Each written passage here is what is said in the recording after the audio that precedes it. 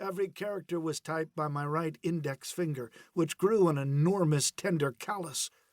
My left thumb contributed capitalizations.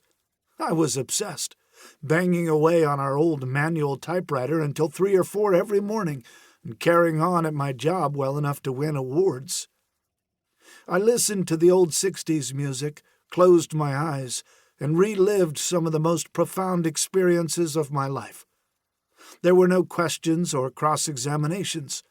There were far too many tears and emotional explosions. I can't explain where some of the passages in this story came from. They had to emerge. I am satisfied that this book accurately describes what I saw and felt in Vietnam. In March of 1986, I attended a symposium on the Vietnam War at Gettysburg College.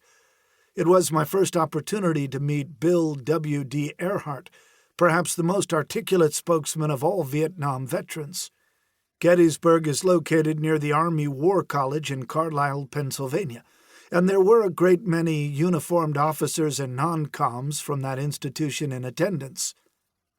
Late in the afternoon, after most of us had made our contributions, a graying sergeant major came to the podium to have his say. "These whining, complaining veterans will die off," he shouted, his face red with emotion, gesturing angrily. "The history of the Vietnam War your grandchildren will read has been written, and it will not reflect much of what has been said here today. This book offers only the truth as I saw it, and I hope that a copy will be available to my grandchildren, and also yours." No, I never intended to write a book. I took no notes while I was overseas. My only goal was survival. I have changed all names except public figures and combined some characters. The years have clouded time frames and dates. All of the incidents are true. I made a conscious decision to structure my story into 3 chapters. There were no chapter breaks in the Nam, no convenient moments when you could lay the whole experience down and crawl off to a comfortable bed. In June of 1965, I emerged from high school graduation brimming with enthusiasm and optimism. I was certain, make the world a better place. Then came Vietnam. Perhaps the most tragic legacy of the war is the damage it did to a generation's and a nation's ideals and confidence. The sight of a napalmed child colors one's view of the world ever after. So many young eyes, not yet accustomed to the sight of injustice, were blinded by a flood of suffering the likes of which the world had never known. Almost 40 years after, we recall the shock and despair of the Kennedy assassination in Dallas. If JFK's death was overwhelming, the death of a best buddy in the jungle of Southeast Asia was incomprehensible. The staunch anguish of Jackie, Caroline, and John would soon be repeated in cemeteries across America as the coffins came home to thousands of broken families.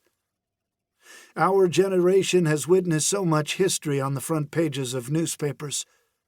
Sadly, too many of the historians have sought to revise the truth, to alter the times as well as the events.